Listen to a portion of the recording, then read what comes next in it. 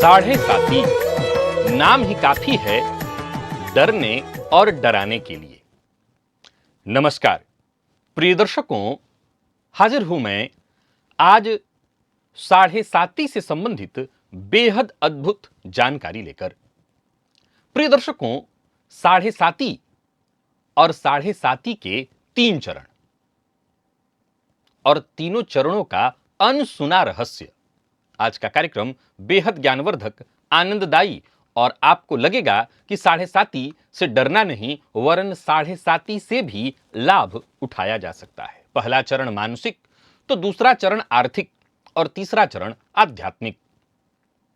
क्या आपके जीवन काल में अब तक साढ़े साती का आगमन हुआ है? और हुआ है तो आपने कितना नुकसान देखा है? क्या आपको साढ़े साती से लाभ भी हुआ है? प्रिय दर्शकों, अगर आप मेरे दर्शक हैं और लंबे समय से मुझे देख रहे हैं तो आपने मेरे कार्यक्रम में सदैव सुना है साढ़े साती के वो 90 दिन। जब शनिदेव आपके जन्म नक्षत्र चरण से गुजरते हैं, मैं कहा करता हूं कि ये वो 90 दिन होते हैं जहां आपको बहुत सचेत और सावधान हो जाना चाहिए। आज साढ़े साती से जुड़ी कुछ ऐसी जानकारियां आपको देने वाला हूं कि आपको लगेगा साढ़े साती तो बड़ा विशेष है, और केवल लगेगा नहीं, यह मुंह मीठा करने वाली बात नहीं वरन ज्ञान की बात है। और अगर इसी अनुरूप आचरण किया जाए तो ये साढ़े साती आपके लिए धन समृद्धि देने वाली बेहद महत्वपूर्ण भी हो सकती है।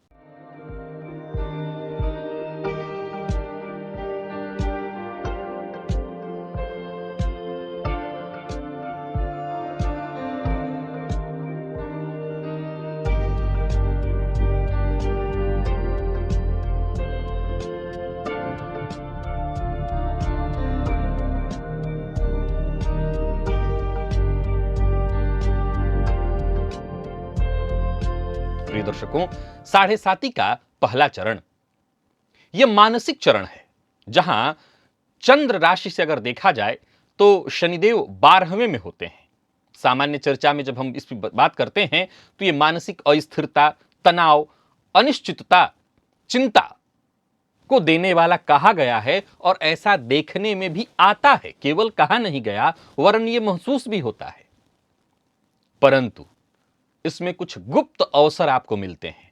इन्हीं गुप्त अवसरों को अगर आप जान लें तो साढ़े साती आपके लिए अपने आप में एक अवसर बन जाएगा। और वो गुप्त अवसर क्या है?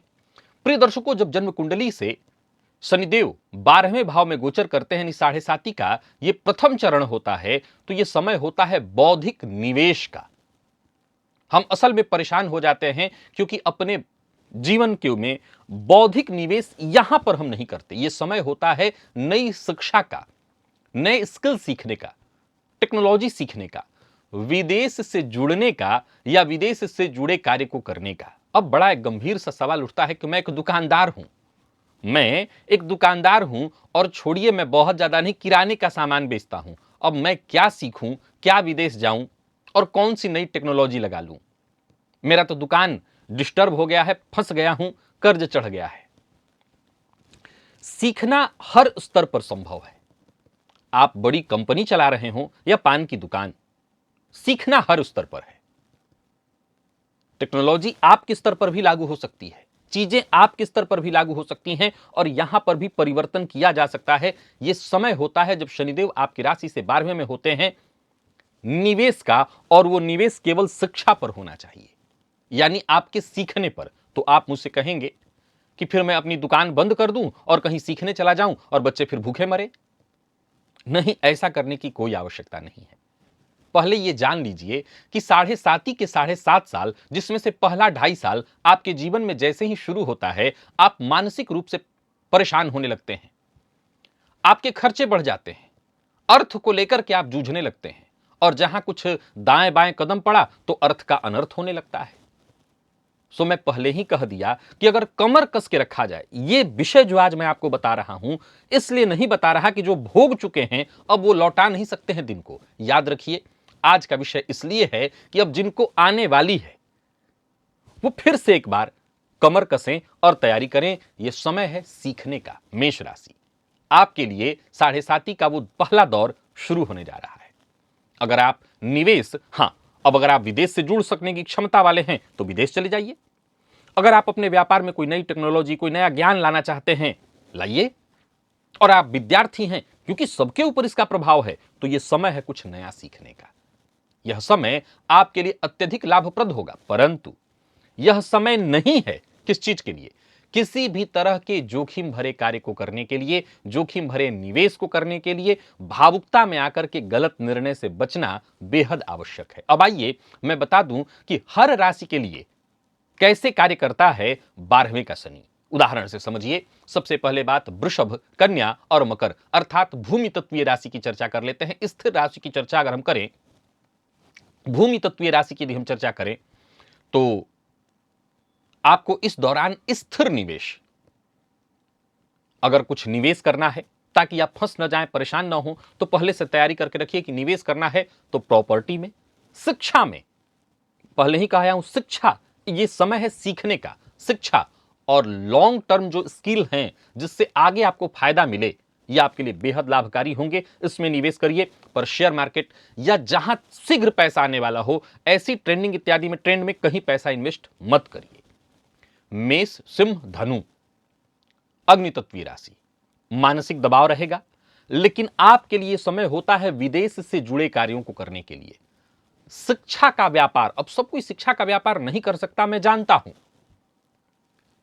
मैं शिक्षा जानता हूं कि हर कोई शिक्षा का व्यापार नहीं कर सकता, लेकिन अपने व्यापार में नई टेक्नोलॉजी सीख करके आने का, लगाने का, अगर ये निवेश आप अपने ऊपर करते हैं तो समय लाभकारी होगा। वायु तत्वीय राशि मिथुन, तुला और कुंभ, यह समय ऐसा होता है जहां सबसे पहली जरूरत होती है भूल कर भी इस दौरान कर्ज नहीं लेना। आपको कर्ज नहीं लेना चाहिए, नहीं फंस जाएंगे आप। प्रोफेशनल जो एजुकेशन का व्यापार है, इस क्षेत्र में आप बहुत अच्छा काम कर सकते हैं। अथवा आपके पास खुद का ज्ञान है तो कोई ट्रेनिंग सेंटर इत्यादि, या ऐसे किसी क्षेत्र में जहां बात बेचने वाला व्यापार करना हो या बात बेचने वाली बातें हो, वहां निवेश आपके लिए फायदेमंद होगा। कर्क, वृश्चिक, मीन जल तत्वीय राशि, आपको भी नए व्यवसाय को प्रारंभ करने से बचना चाहिए इस दौरान। पुराने व्यवसाय के आधुनिकीकरण के लिए यह समय बहुत अच्छा है। सो जितने भी ये जल तत्वीय तीनों राशियां हैं, अपने पुराने कार्यों में निवेश करें, अपने पुराने कार्यों को और दुरुस्त करने का कार्य करें। 7.5 का दूसरा चरण, यह आर्थिक चरण है, जहां चंद्रमा चंद्र राशि पर शनिदेव का गोचर होता है। यह समय अगर सामान्य तर्क करूं तो आर्थिक चुनौतियों का होता है, उतार चढ़ाव का, कर्ज के आर्थिक बोझ का, और वो 90 दिन का अवसर तो आपने सुना ही है, जहां 7.5 के वो 90 दिन व्यक्ति को रोड पर ला दे तो कोई बहुत बड़ी बात नहीं, लेकिन ये गुप्त अवसर है। किसके लिए? यह चरण है जमीन, मकान, परंतु केवल और केवल पुरानी प्रॉपर्टी पर इन्वेस्ट करने के लिए, पुरानी प्रॉपर्टी से जुड़ा कार्य करने के लिए। अब सवाल उठता है कि मेरे पास बीते 2.5 साल में मैं इतना तबाह हो गया हूं कि प्रॉपर्टी की तो मैं सोच ही नहीं रहा हूं। तो यहां पुरानी प्रॉपर्टी से अर्थ केवल और केवल धन खरीदने, प्रॉपर्टी खरीदने से नहीं है। आपके जो भी पुराने वर्क हैं, यानी कहने का तात्पर्य यह भी है कि आपको किसी नए कार्य पर नहीं जाना। जो कार्य आप पूर्व में किए हैं, जो कार्य आपने सीखा है, यह सुनहरा अवसर है कि उसी में फिर से लग जाने का। और अगर आपके पास पैसा है और इन्वेस्टमेंट कर रहे हैं तो पुरानी प्रॉपर्टी पर इन्वेस्ट करिए, क्योंकि इस दौरान खरीदी हुई प्रॉपर्टी आपको लंबे समय तक लाभ देने वाली है। फिर उसी तरह से चलते हैं जो भूमि तत्वीय राशियां हैं, वृषभ, कन्या और मकर की, यह समय होता है छोटे छोटे टुकड़े में निवेश करने का, शेयर बाजार से लेकिन दूर रहने का। आपको इस दौरान जो निवेश करना है, अपने जन्म स्थान से, अपने घर से दूर दराज के इलाके में कहीं छोटे छोटे टुकड़े में अगर आप निवेश करें तो आपके लिए यह समय बढ़िया लाभप्रद होगा। जो अग्नि तत्वीय राशियां हैं, मेष, सिंह और धनु, इनके लिए यह समय होता है व्यवसाय के बजाय स्थिर प्रॉपर्टी जैसे सोना इत्यादि में निवेश करना। लंबी अवधि का निवेश आप शेयर मार्केट में कर सकते हैं। और इस दौरान अगर कहीं इन्वेस्टमेंट करना चाहते हैं तो आप ऐसे चीजों में करें जो तुरंत नहीं, आने वाले समय में आपको फायदा दे। वायु तत्वीय जो राशियां हैं, मिथुन, तुला और कुंभ, यह समय होता है तकनीकी चीजों को, डिजिटल जो चीजें हैं उनको सीखने का, नए उपकरणों में निवेश करने का, उनसे सीखने का। कोई बड़ा लोन इत्यादि लेना चाहते हैं या शेयर मार्केट में कोई बड़ा निवेश करना चाहते हैं तो आपको बचना चाहिए। और कर्क, वृश्चिक, मीन, आपके लिए यह समय होता है कृषि योग्य कार्य करने का, कृषि भूमि खरीदने का, या घर की कोई पहले से प्रॉपर्टी इत्यादि है तो उसी पर कार्य करने का। बिजनेस में कोई निवेश करना चाहते हैं तो छोटे छोटे टुकड़े में करें, सावधानी के साथ करें। और ये तीसरा चरण होता है साढ़े साती का, जिसे हम आध्यात्मिक चरण कहते हैं, जब चंद्र राशि से शनिदेव 12वें भाव में गोचर करते हैं। यह समय होता है अपने आध्यात्मिक सोच को जागृत करने का, परिवार के प्रति अपनी जिम्मेदारियों को पूरा करने का, और सबसे जरूरी बात, पुराने सारे विवादों को निपटाने का। गुप्त अवसर मिलता है यहां पर। इस दौरान आपको विशेष धर्मादि कृत्य करने चाहिए, दान करने चाहिए, आध्यात्मिक कार्यों में निवेश करना चाहिए। इस दौरान आपको समाज में अप्रत्याशित प्रतिष्ठा मिलेगी। अब ऐसा समय होता है जब आप साढ़े साती से धीरे धीरे बाहर निकलने वाले होते हैं। स्थायी व्यवसाय, पारिवारिक कारोबार, जितने भी लोग हैं यानी जिनकी साढ़े साती उतर रही है, उन्हें क्या करना है, तो समझ लीजिए कि जो स्थायी व्यापार है, विशेष करके पारंपरिक व्यापार जो आपके परिवार में कभी किया गया हो अथवा कृषि कार्य किया गया हो, उन्हें निवेश करना चाहिए। उनके लिए यह श्रेष्ठ परिणाम देने वाला समय होगा। अब फिर से बात कर लेते हैं वृषभ, कन्या और मकर राशि। इस दौरान जो भी पारिवारिक बिजनेस है उसमें पुनर्निवेश का समय आ चुका है। कमर कसिए और अपने व्यापार को फिर से खड़ा करने में लग जाइए। जो भी पारंपरिक व्यापार है या खेती है, इस पर आपको निवेश करना है। मेष, सिंह और धनु को जितने भी आध्यात्मिक कृत्य हैं, आध्यात्मिक संस्थान इत्यादि हैं, ऐसे चीजों में निवेश करके आपको यहां से लाभ मिलने वाला है। ऐसे कार्य करना है। मिथुन, तुला और कुंभ को स्थायी जो व्यापार है, जो भी आपके पास पूंजी इकट्ठी है, उसी जमा पूंजी के आधार पर आप कोई नया व्यापार कर सकते हैं, कोई निवेश इत्यादि कर सकते हैं, कोई रिस्क वाला भी कार्य है तो वो कर सकते हैं। कर्क, वृश्चिक, मीन, जितने भी पुराने विवाद हैं, कहीं पैसा फंसा हुआ है, उन्हें वापस पाने का प्रयत्न करना चाहिए। कोई नया कार्य करने की जगह दान पुण्य करिए, अच्छे कार्य करिए, और जो भी पुराने फंसे हुए कार्य हैं उन्हें ठीक करने का प्रयत्न करिए। प्रिय दर्शकों, एक लाइन में फिर से समझिए। पहले चरण में अत्यधिक रिस्क नहीं लेना, जुआ सट्टा वाला काम नहीं करना है। दूसरे चरण में बड़े लोन से बचना है। और तीसरे चरण में दीर्घकाल में लाभ देने वाला जो भी निवेश है, जो भी प्रॉपर्टी इत्यादि है, इनमें इन्वेस्टमेंट करना है आपको। तब जाकर के आप इस साढ़े साती के दौर में बच सकते हैं। अब यहां पर एक सवाल और है जो इन बातों को बताते बताते अभी अभी मेरे मन में उत्पन्न हुआ।